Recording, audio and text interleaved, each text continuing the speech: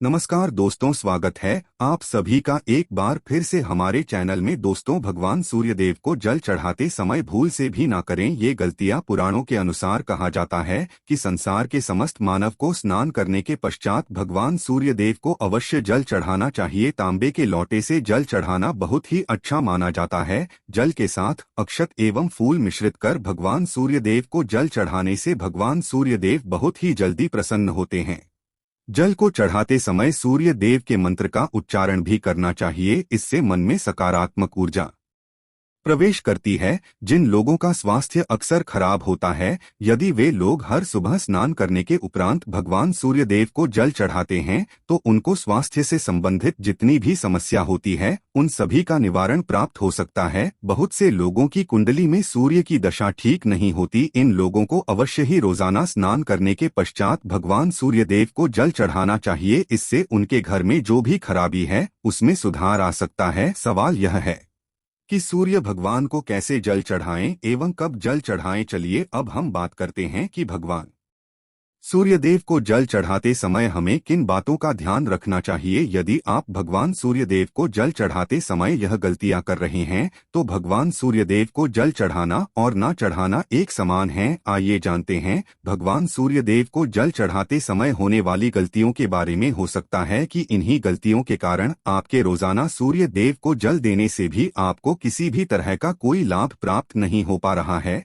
लेकिन दोस्तों, उससे पहले आपसे रिक्वेस्ट करते हैं कि वीडियो को लाइक जरूर करिएगा, दोस्तों को शेयर कर दीजिएगा और अगर आपने अभी तक चैनल को सब्सक्राइब नहीं किया है तो चैनल को सब्सक्राइब करके भी आइकन जरूर बताइएगा। सबसे पहली बात, पूर्व की ओर मुख्य रखें। भगवान सूर्यदेव को हमेशा पूर्व की ओर मुख रखकर जल चढ़ाना चाहिए। जल चढ़ाते समय उस जल के छींटे आपके पैरों के ऊपर नहीं पड़नी चाहिए। हमेशा इस बात का ध्यान रखिए कि जहां से भी आप जल चढ़ा रहे हैं उस स्थान से भगवान सूर्यदेव को देने वाला जल आपके पैर में किसी भी हाल में नहीं गिरना चाहिए। अगर जल चढ़ाते वक्त आपके पैर में जल गिरता है तो ये अच्छी बात नहीं है, क्योंकि इससे सूर्य देव क्रोधित हो जाते हैं।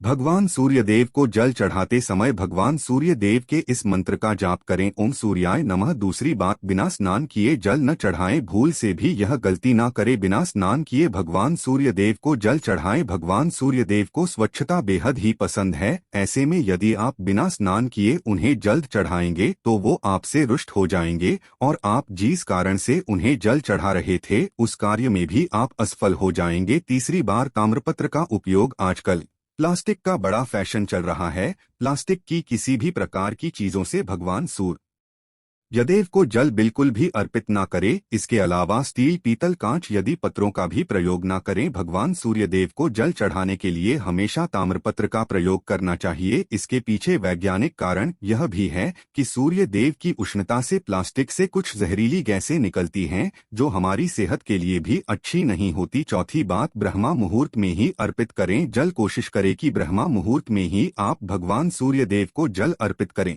ब्रह्मा मुहूर्त का समय अर्थात सुबह के 3 से 5 बजे का समय भगवान सूर्यदेव को जल अर्पण करने का सबसे अच्छा समय माना जाता है। जल चढ़ाने से पूर्व आपकी नियमित क्रियाकलाप भी पूर्ण होनी चाहिए। आप स्वच्छ वस्त्र पहनकर ही सूर्य को अर्घ्य दें। ऐसा करने से 9 ग्रह की कृपा जल चढ़ाने वाले व्यक्ति के ऊपर सदैव बनी रहती है। पांचवी बात, अक्षत एवं फूल अवश्य हो। भगवान सूर्यदेव को जल चढ़ाते समय जल में अक्षत, रोली, फूल अवश्य होनी चाहिए। अगर आपके पास कुछ भी नहीं है तो अक्षत से काम चला सकते हैं, बस खाली सिर्फ जल चढ़ाएं। छठी बात, हाथ सिर के ऊपर रखें। हमेशा अपने हाथों को सिर के ऊपर रखकर ही भगवान सूर्यदेव को जल अर्पित करना चाहिए। जब जल की धारा भगवान सूर्यदेव को अर्पित करते वक्त गिरती है तो उसी धारा से भगवान सूर्यदेव को देखना चाहिए। कहा जाता है कि ऐसा करने से व्यक्ति के ऊपर भगवान सूर्यदेव की कृपा बनी रहती है एवं व्यक्ति के मन में सकारात्मक ऊर्जा भी प्रवेश करती है। सातवीं बात, चप्पल न पहनें। इन भूल से भी आपके पैर में चप्पल नहीं होनी चाहिए। यदि आप भगवान सूर्यदेव को चप्पल पहनकर जल अर्पण करेंगे तो वो आपसे रुष्ट हो जाएंगे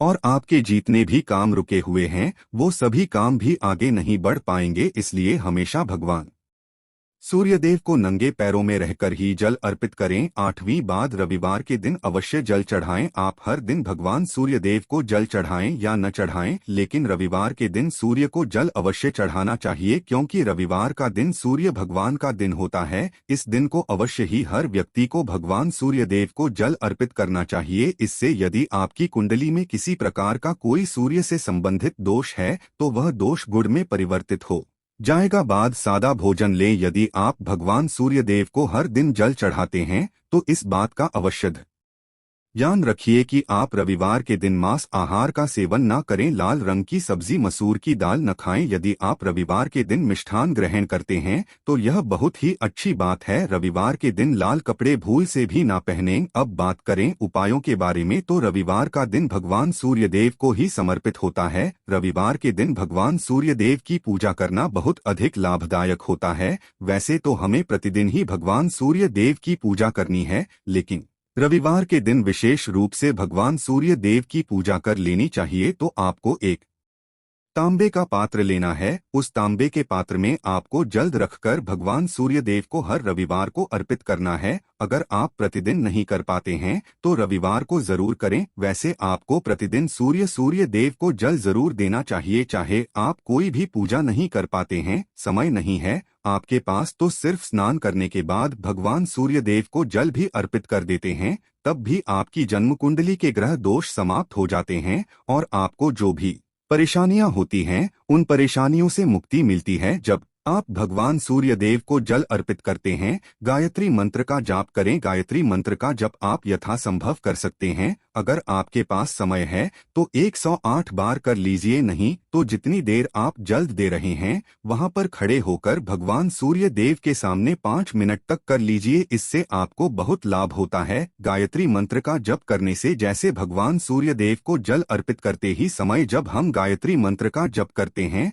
तो हमारी नौकरी में अगर कोई बाधा आती है तो वह दूर होती है, नकारात्मक ऊर्जा दूर होती है। कभी बाहर के दिन सुबह जब भगवान सूर्यदेव को अर्घ्य देते हैं तो उसमें थोड़ा सा गुड़ मिला लीजिए। इससे क्या होगा, इससे आपकी सभी कामनाएं पूर्ण होंगी। अगर आप भगवान सूर्यदेव को जल अर्पित करते हैं, उसमें थोड़ा सा गुड़ मिलाकर अर्पित करते हैं, तो आपकी सभी कामनाएं पूर्ण हो जाती हैं। भाग्य का साथ बहुत लोगों को नहीं मिलता है। बहुत से लोग कंप्लेंट करते हैं कि हमारा भाग्य हमारा साथ नहीं देता है। ऐसे में भाग्य का कारक माना गया है, प्रबल कारक माना गया है भगवान सूर्यदेव को। तो जब आप भगवान सूर्यदेव को सुबह जल देते हैं तो जल देते समय आपको गायत्री मंत्र का जप करना है। और उसके अलावा आपको भाग्य का साथ चाहिए तो रविवार के दिन गुड़ और चावल का दान करना अच्छा माना जाता है। गेहूं का दान भी आप कर सकते हैं। गेहूं और गुड़ का दान करना बहुत श्रेष्ठ माना जाता है और इसको करने से आपके सभी काम बनने लग जाते हैं। अगर आप यह दान करते हैं तो सूर्य देव की कृपा से आपके जो काम होते हैं, जो रुके हुए हैं, बनने लग जाते हैं। भाग्य का साथ आपको प्राप्त हो जाता है। अगर आपके आत्मविश्वास में कमी आ गई है, पराक्रम में कमी आ गई है और आत्मविश्वास आपका कमजोर होता जा रहा है, तो ऐसे में आपको चाहिए कि रविवार के दिन अपने माथे पर लाल चंदन का तिलक लगाएं। लाल चंदन जल में डालकर सूर्यदेव को अर्घ्य दे दीजिए और अपने माथे पर भी आपको लाल चंदन का तिलक लगाना है। जब आप जल देते हैं सूर्यदेव को, तब आप उसमें लाल चंदन डालेंगे। जब सूर्यदेव को जल अर्पित करते हैं तो उसके बाद उस तांबे के पात्र में थोड़ा सा जो लाल चंदन है वो किनारे पर लगा होता है। जब हम कोई भी वस्तु डालकर अर्पित करते हैं तो किनारे पर थोड़ा सा लग ही जाता है। उस पात्र से ही अनामिका उंगली में आपको लाल चंदन लेना है और इसे अपने मस्तक पर लगाना है। अगर आप यह प्रतिदिन करते हैं तो निश्चित बहुत शीघ्र आपके आकर्षण में वृद्धि होती है। आपके सभी काम बनने लग जाते हैं। आप अगर व्यापार करते हैं तो आप जिनसे भी डीलिंग करते हैं, जिनसे भी आपका व्यापार है, जिनसे भी आपका व्यापारिक रिश्ता है, बहुत मजबूत स्थिति में होता है। आपके मान सम्मान के साथ आपके आत्मविश्वास में भी वृद्धि होती है। सूर्यदेव की कृपा पाना चाहते हैं तो लाल मसूर की दाल किसी ब्राह्मण को रविवार के दिन दान कीजिए। अगर आप किसी ब्राह्मण को लाल मसूर की दाल दान करते हैं तो इससे आपके जन्म कुंडली के ग्रह दोष दूर होते हैं। यह आप 7 रविवार कर लीजिए जैसे कि आप दान करते हैं। अब जैसे इस रविवार से अपने शुरू किया तो 7 रविवार लगातार कर देंगे तो आपको बहुत शीघ्र लाभ हो जाता है। ग्रह दोषों से मुक्ति मिल जाती है। रविवार के दिन गुड़ खाकर किसी काम पर निकलना चाहिए। जैसे प्रातःकाल आप थोड़ा सा गुड़ खा लेते हैं तो इससे भगवान सूर्य देव बलि हो जाते हैं। और गुड़ और चावल से बनी हुई खीर अगर आप भगवान सूर्य देव को जल चढ़ाते हैं